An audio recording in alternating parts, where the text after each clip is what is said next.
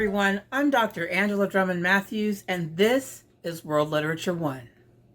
In this class, you're going to learn about stories written by people all over the world and throughout time.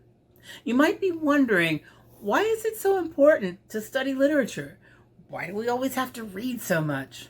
Well, human culture creates a record of itself through its creative and rhetorical production.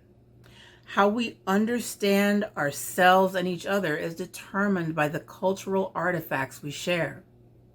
Think about how we do this today by sharing messages and memes on social media. Through the internet, we get to learn about and understand the thinking of people not just in our own neighborhoods, but all over the world. The cultures of our past did the same things with the technology that they had. They shared their thoughts and beliefs, their ideologies and philosophies. They passed those ideas to their children and grandchildren. And those ideas shape the world we have today. Writing and literature are ways we learn what it is to be a human being. And they're the ways in which we share ideas with each other across not only distances, but generations. We learn who we are today and how that has been influenced by the past. We learn how far we've come as humans and how we're still so similar to people who lived decades and centuries ago. Finally, by studying literature and learning to understand and produce writing, we're doing the work of progressing human culture, because we can only move forward by understanding our past and how it relates to our present. I'm excited to be able to share that with you. Unlike a traditional class, you'll be communicating with me and with your classmates completely online. You'll be answering discussion questions where you'll respond to your peers. You'll have group discussions using Blackboard Collaborate. And you will also have the option to have a class discussion with me every Friday at noon. Each week, there will be daily readings, one or more discussion questions, a group discussion, and an analytical essay. You will begin the class by going into Blackboard through eCampus. Once you click on the class, you'll see the page called Start Here. There you'll find instructions for how to navigate the course, the syllabus and the calendar, and my contact information. Please read the syllabus carefully and familiarize yourself with the course calendar. Let me know if you have any questions or problems. The course content will be found in the Lessons Assignments section. Once you click on that, you'll see the folders for each week. Click on the Week 1 folder to begin this week's work. This is a short week, so we will not have a graded group discussion this week.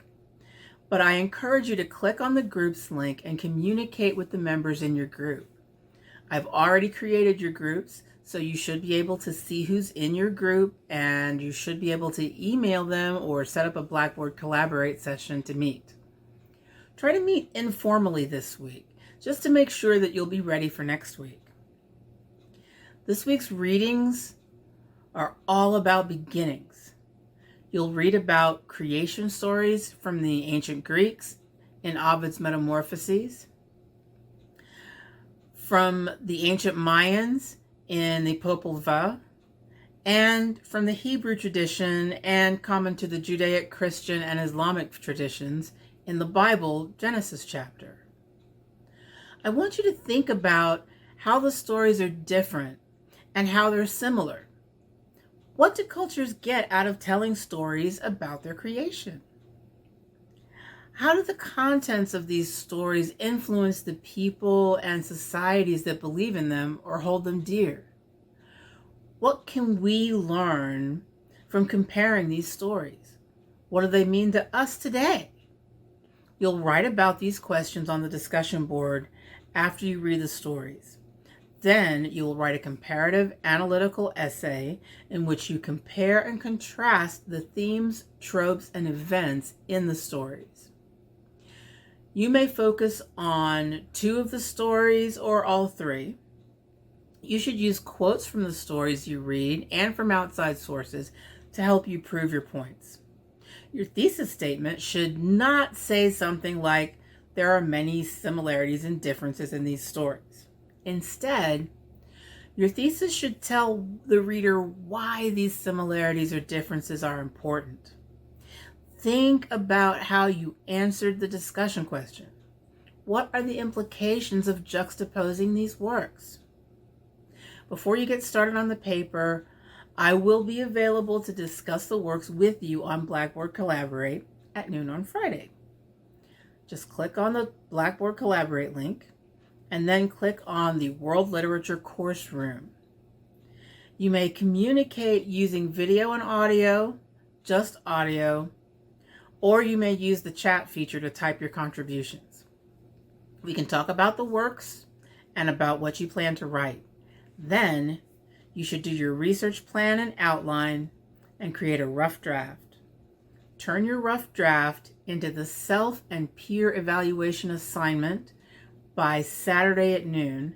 Then you should be able to respond to the self and peer evaluation by reading the papers of your peers and answering the questions provided about their papers and your own. By Sunday at noon, you should be able to see what your classmates have said about your paper.